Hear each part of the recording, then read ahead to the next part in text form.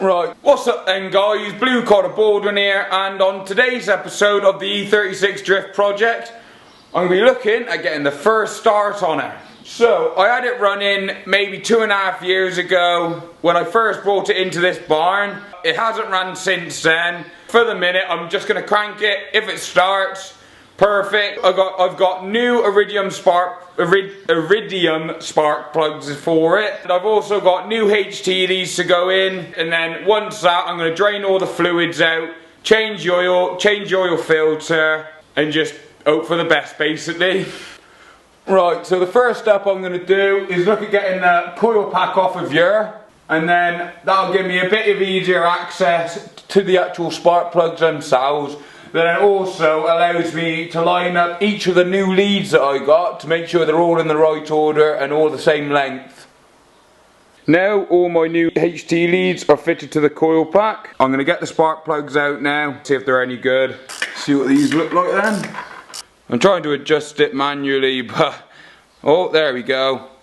As you can see, look at that. That's all black and sooty. It's over fueling that. That ain't no good. Lucky enough, the spark plug isn't actually too bad, but I'm going to change them anyway. Let's get on with it. Sorry for the shit camera angle. It seems to be the only place I can put my camera at the minute. By the way, this is the first time I've ever bought iridium spark plugs, but the reason I went for these is because of my plans in the future. I've heard they're better performance. That's a little hint to something I'm planning, which you'll have to stay tuned for. Right, let's get these nice new shiny plugs fitted. This should hopefully create a lovely spark. She'll be all dandy, ready to go. It's always fun putting new shiny parts on a nice rotten car. Great fun. Right, so now all my new spark plugs are in and tightened up, ready to go.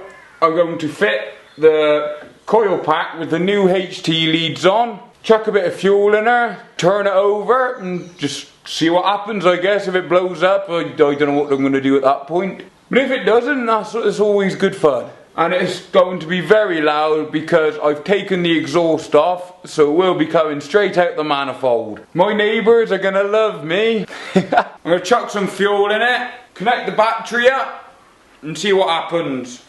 Hopefully it doesn't catch fire, but knowing me, probably not going to run right because I haven't plugged the MAF in. I also don't have the ICV in, also known as the idle control valve. So it's probably not going to idle. As long as it starts up and I hear it run again, that's all I care about for the minute. And then you'll have to see a later video for the progress. Oh, my head was cut off then. Oh well, I hope you all enjoy it just as much as I do, and I love putting out the content to you lot. So, let's get on, get this thing started. I'm going to chuck some fuel in. What do you reckon? Crank up or no start? Or blow it up? Let's give it a go. Move that out of the way.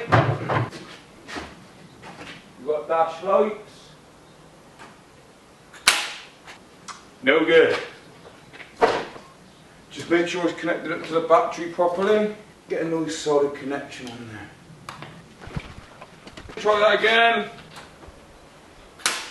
I have not connected something properly. Something's right. Let's try that. That should be better in there. Right. Got a proper connection. See if it does the same thing.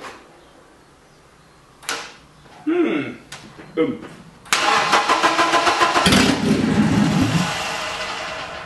Well, it starts. I wonder if it will rev.